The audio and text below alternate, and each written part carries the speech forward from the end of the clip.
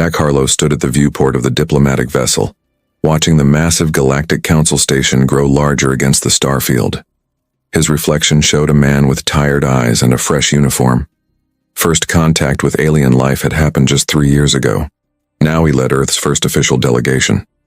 "Commander, we're being hailed," said Lieutenant Diaz from her console. "Put it through," Jack said, straightening his collar. The screen flickered to life, showing a blue-skinned alien with 4 eyes. "Earth vessel, proceed to docking bay 12. Council representatives will meet you there." The ship glided into an enormous hangar filled with vessels of shapes and designs Jack couldn't have imagined.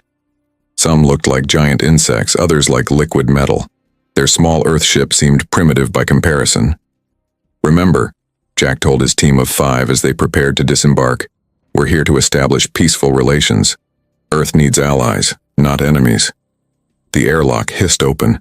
Jack led his team down the ramp into an atmosphere that smelled like metal and something sweet. 7 different alien species waited for them, standing in a half circle. A tall, gray-skinned being with ridged features stepped forward. "I am Ambassador Krell of the Vexari Imperium. We control 60% of known space." His translator device made his voice sound flat and cold. "Your species is unexpected." Jack extended his hand, then remembered the briefing. He bowed instead. "Commander Jack Harlow of Earth. We come seeking friendship and knowledge." Krell's mouth twisted. "How quaint. Follow me to the council chambers." They walked through corridors bustling with aliens of all descriptions. Some floated, others crawled. Jack noticed how other beings moved aside when Vexari passed. In the council chamber, thousands of representatives sat in rising tiers around a central platform. Jack felt sweat forming on his back as he stepped forward to address them. "People of the galaxy," he began, "Earth extends its hand in peace." "Peace?" Krell interrupted, his voice booming through the chamber. "Is that why your military vessels are scanning our defense systems?" Jack frowned. "We have no military vessels here, just our diplomatic ship." Krell tapped a control panel. A hologram appeared showing what looked like Earth ships approaching Vexari outposts. "These are not ours," Jack said, studying the images. Something was wrong. The ships had Earth markings, but designs he'd never seen. "The Council has monitored your broadcasts for decades," Krell continued. "Your species does nothing but wage war on itself. And now you bring that violence to the stars." Murmurs spread through the chamber. Jack saw fear and anger on alien faces. "There's been a mistake," Jack insisted. "Those aren't our ships." A small insect-like being rose from the council seats. "I move that we authorize defensive action against the human aggression." "I second," called another voice. Jack turned to Diaz. "Contact Earth immediately. Something's happening." Diaz pressed her communicator. "All channels are jammed." The council erupted in votes. Jack watched in horror as a sea of appendages raised in support of action against Earth. "Congratulations, Commander," Krell whispered, leaning close. "You just declared war on the most dangerous species in the galaxy. Us."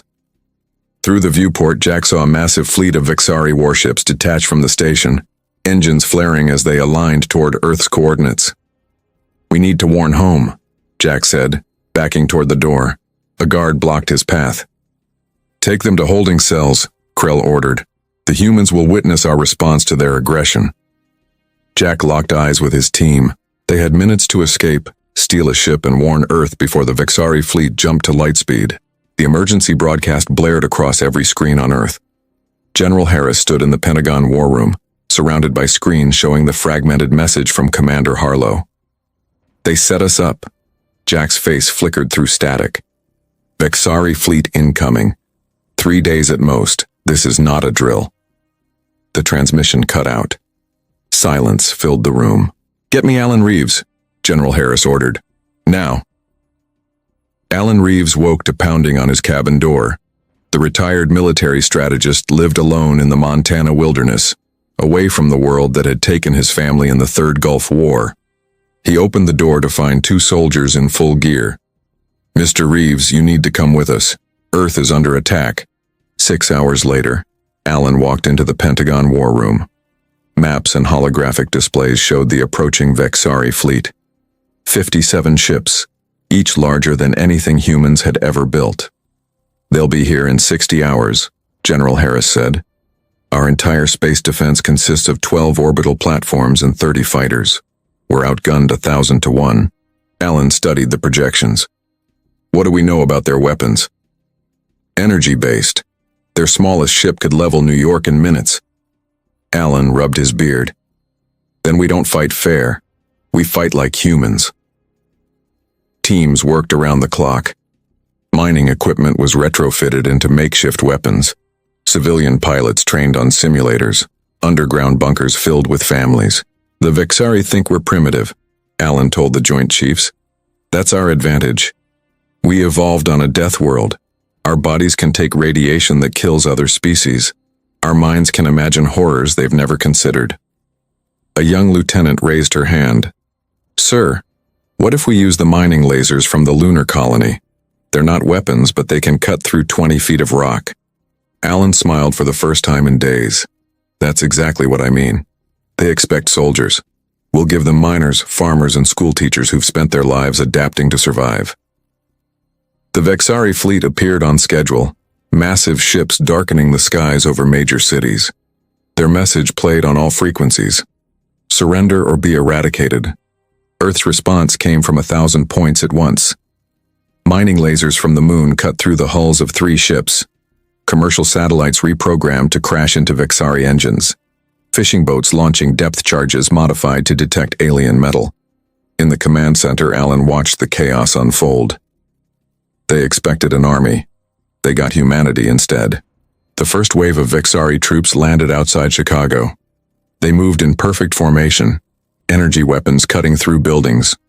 But they weren't prepared for the mud that had been electrified, for the sewers filled with homemade explosives, for the civilians who fought with tools instead of guns. "Sir," a communications officer called out, "we're picking up transmissions between Vexari ships. They're confused." Alan nodded. "Good.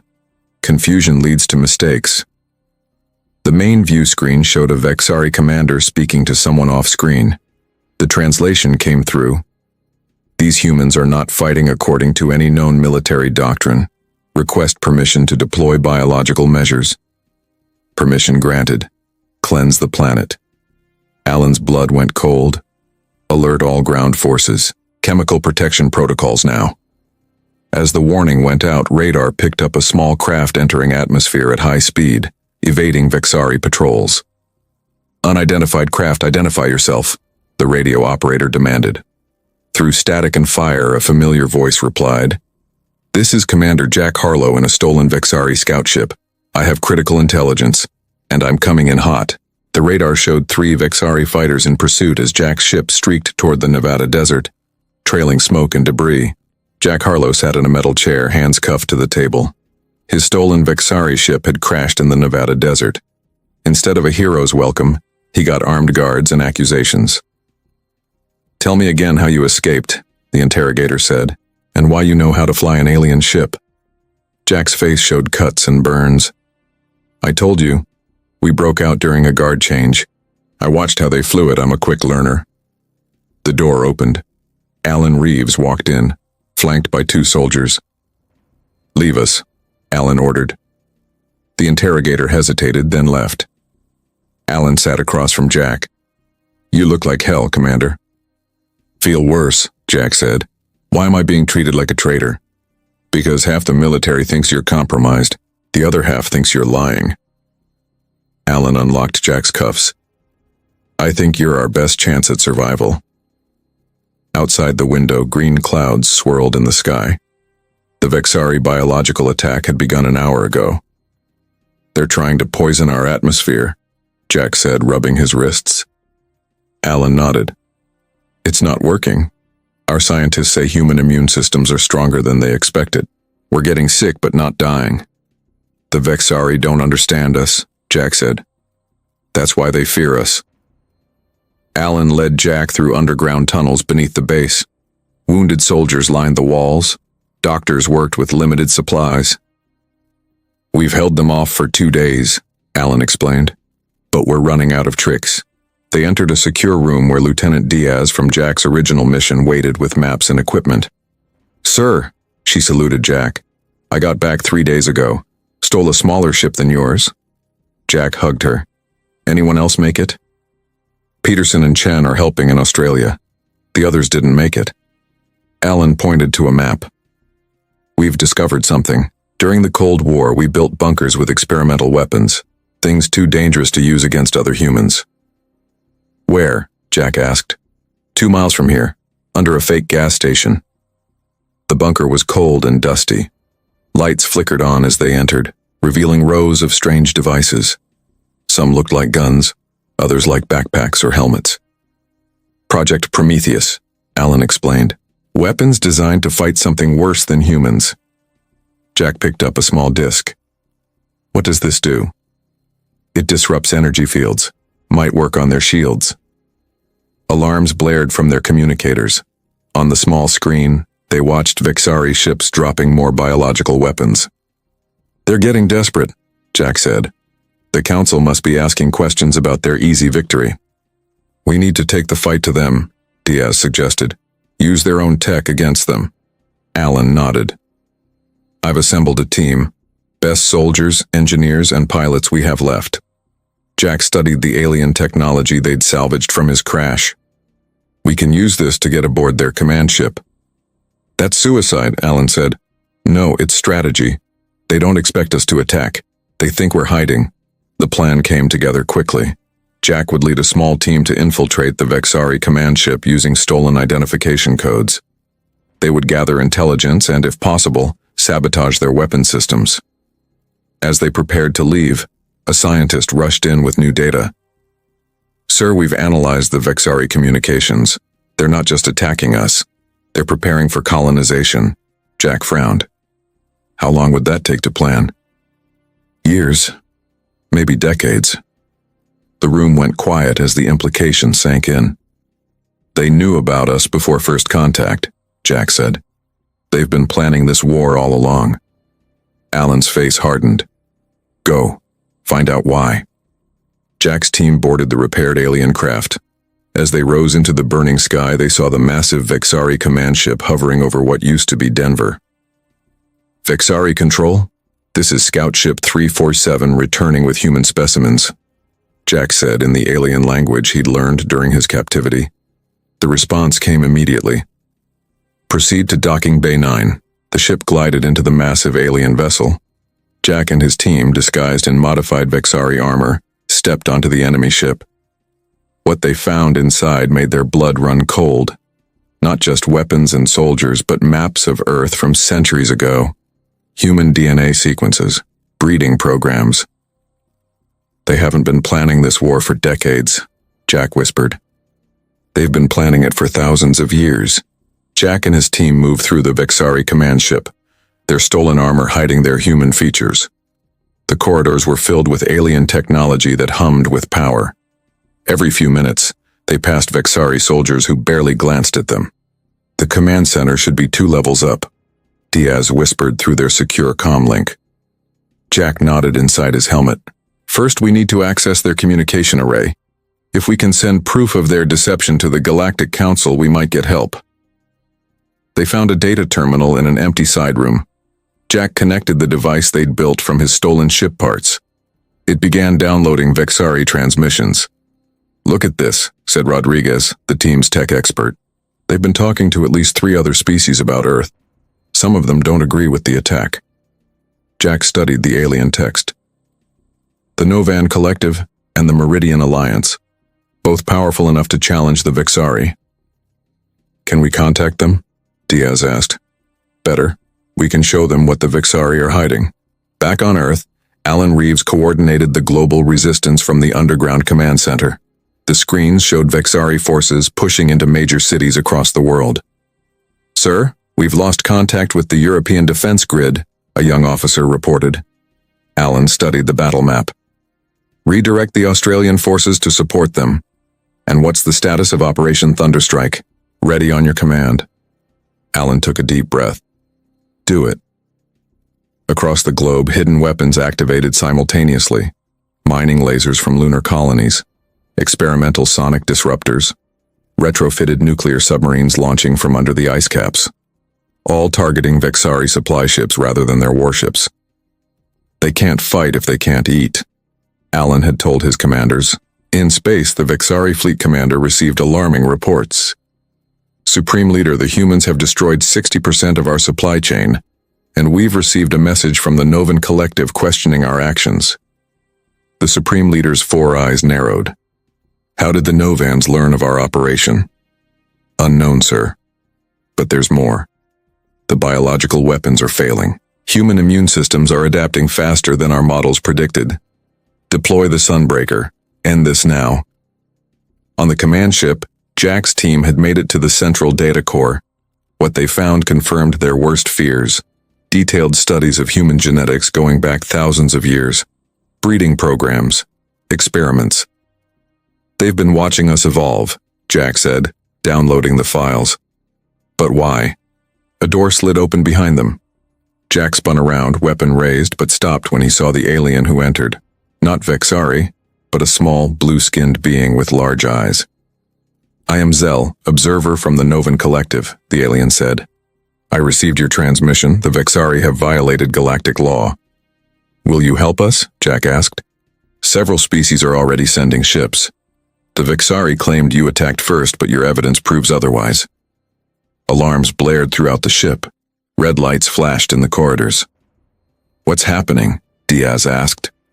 Zell's large eyes widened. They're deploying the Sunbreaker, a weapon that destroys stars. Jack's blood went cold. They're going to destroy our sun? No. Worse. It will accelerate your sun's fusion, causing solar flares that will strip away Earth's atmosphere. All life will die, but the planet will remain for colonization. Jack contacted Alan immediately. They're launching a doomsday weapon. You need to evacuate as many people as possible underground. Alan's voice came through broken and static-filled. How long do we have? Hours, maybe less. We'll do what we can. What about you? Jack looked at his team, then at Zell.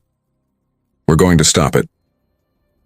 On the bridge of the Vexari command ship, the Supreme Leader watched as the massive Sunbreaker weapon detached from its dock. The cylindrical device, larger than a skyscraper, began its journey toward Earth's sun. The humans have proven more resilient than expected, he told his commanders.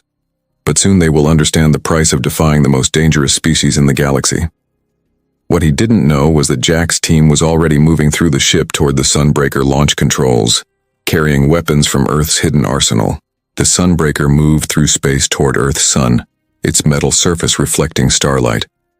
Inside the Vexari command ship, Jack and his team fought their way toward the weapon control room. 3 guards ahead, Diaz whispered, checking the scanner they'd taken from the Novan observer. Jack nodded. Rodriguez used the sonic disruptor. Rodriguez activated the device. The Vexari guards dropped to their knees, clutching their heads. Jack's team moved past them quickly. On Earth, Alan Reeves watched the sky turn an unnatural orange. Solar radiation was already increasing. He stood in the global command center, now moved deep underground. All nations report evacuation to bunkers at 60%, an officer reported. Not enough, Alan said. What about our orbital defenses? All destroyed except for Platform 7. It's on the far side of the moon, hidden from Vexari sensors. Alan leaned over the communication console. Platform 7, this is Earth Command. Target the Sunbreaker with everything you have. The response came back weak. Earth Command, we have 1 missile left, firing now. On the view screen, a small light moved from behind the moon toward the massive Sunbreaker. The missile hit its target but barely left a mark. It didn't work, someone whispered. Alan's face showed no emotion. Then it's up to Jack. The weapon control room door was sealed. Jack placed explosive charges while his team covered the corridor. Charges set, he said. Everyone back. The explosion ripped through the metal door. Inside, Vexari technicians reached for weapons. Jack's team fired first, using the energy disruptors they'd brought from Earth. Secure the room, Jack ordered. Rodriguez ran to the main control panel. I can't read this, it's all in Vixari. Zell, the Novan observer, stepped forward. I can help. As they worked, the ship shook violently. Through the viewport, they saw ships appearing from hyperspace. Dozens of them from different alien species. The Galactic Council forces, Zell explained.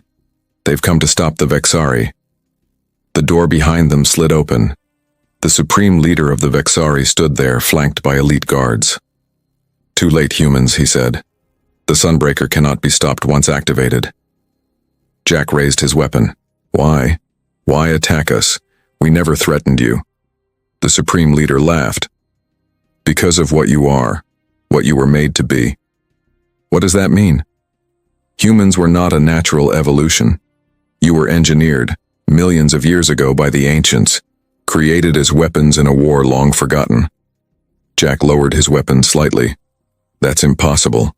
Your adaptability, your aggression, your creativity, all designed traits, the perfect soldiers.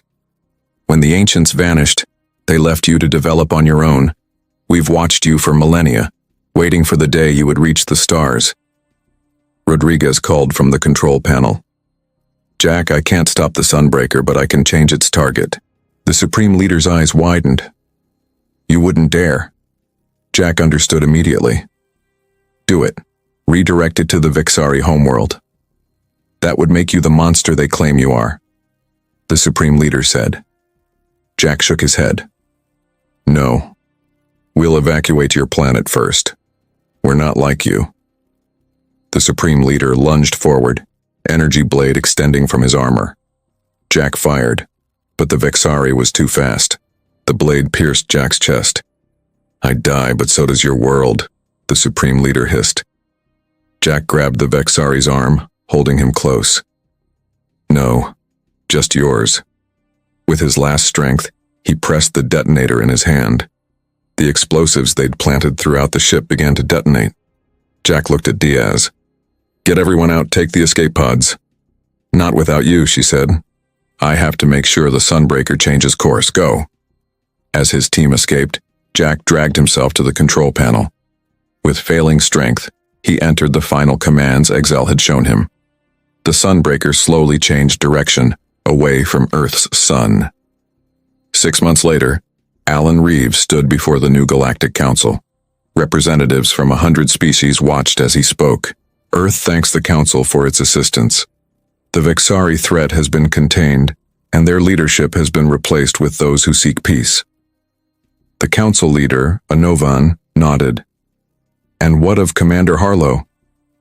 He gave his life to save not just Earth, but the Vexari homeworld as well. He proved what humans truly are. And what is that, Mr. Reeves? Alan looked across the chamber, meeting the eyes of beings from across the galaxy. Some looked afraid, others respectful. We are dangerous, yes. We were made to be weapons, but we choose to be protectors. Remember that before you consider us enemies. As Alan left the chamber, he heard the whispers follow him. The humans had earned a new title in the galaxy, the most dangerous species and the most necessary one.